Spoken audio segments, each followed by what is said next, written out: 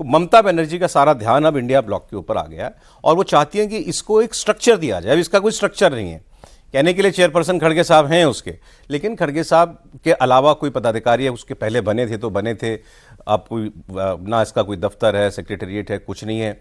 ममता जी चाहती हैं इसको एक स्ट्रक्चर दिया जाए, इसकी कमेटियां बने, अलग अलग स्टेट्स में बने, राष्ट्रीय अलग अलग पदाधिकारियों की एक अलग कमेटी बनाई जाए, उनकी अलग जिम्मेदारियां होंगी, मीडिया विंग अलग होगा, राज्यों के चुनाव में भी ये मिलकर काम करे, केवल अगले लोकसभा इलेक्शन तक के लिए ही इंतजार बस हम ना करते रहें, स्टेट इलेक्शंस में भी हम लोग एक्टिव हों।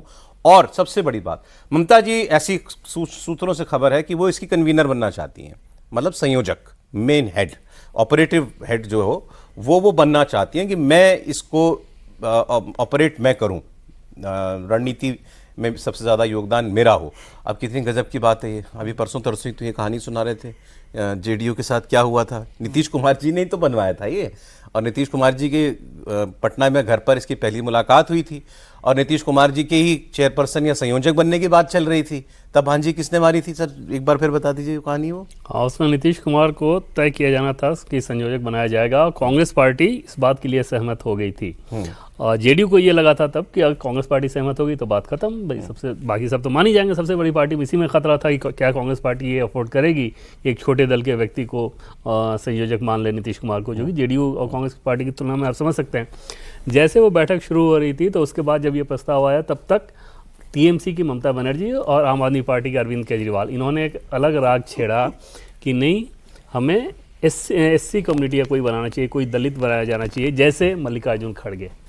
अब ये कांग्रेस पार्टी के सहमति से हुआ हो अंदर खाने कि भाई हम लोग सीधे सीधे जेडीयू को नहीं मना कर पा रहे हैं, आप ये काम कर दीजिएगा, लेकिन वहां पर टीएमसी और आम आदमी पार्टी का अरविंद केजरीवाल, यही दो फ्रंट थे। इतने देवेंद्र जी, इसके आगे एक चीज और थी, उन दिनों जो रिपोर्ट हुआ था कि, और वो बैठक ऑनलाइन थी शायद। हाँ। उस बैठक में राहुल गांधी ने, जैसी ये बात उठी, राहुल गांधी ने कहा था लेट्स चेक विद ममता जी। हाँ, स्टार्टिंग ही वही हुई, उनसे पूछ लेते हैं एक बार उनका क्या राय है। उससे तब ये बात समझ में आ रही थी कि शायद बैकएंड। अब वही ममता बनर्जी इंडिया ब्लॉक की कन्वीनर खुद बनना चाहती हैं, जिसके प्रेसिडेंट खड़गे साहब हैं, और वो उसकी कन्वीनर बनना चाहती हैं। और कांग्रेस पार्टी ये चाहती क्या, मतलब वो तो कहती है कि लीडर तो राहुल गांधी है, तो सब लोग जो भी इसमें हैं ब्लॉक में लोग, वो भी राहुल गांधी को लीडर माने। खैर, ममता जी का ये जो अगर ये बात सच सामने आ जाती है, आगे जाकर के ऑफिशियली भी आ जाती है कि वो कन्वीनर बनना चाहती हैं, तो सर ये कोई रूपरेखा ले पाएगा ये अलायंस?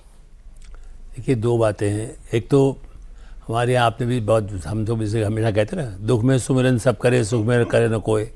तो अब दुख में अब वो जा कर के सोनिया जी के सामने आंसू बहाएं, गले मिल जाए, सोनिया जी भी उनको वो करें। बल्कि मैं तो कह रहा हूँ यदि मोदी जी के पास जाएंगे तो मोदी जी भी उसी सहानुभूति से बात करेंगे।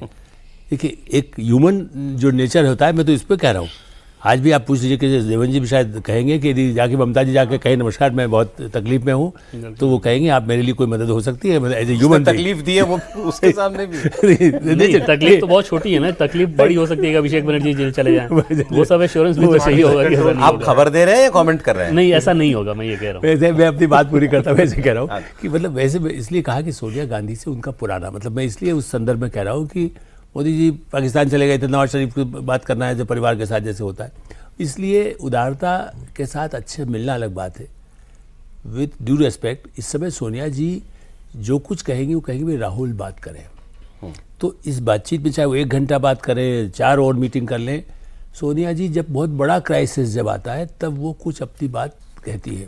वरना जो मेरी सूचनाएं हैं, हो सकता है देवेंद्र जी के पास ज़्यादा हो, बिल्कुल सोनिया गांधी सब कुछ राहुल गांधी पर छोड़ चुकी है।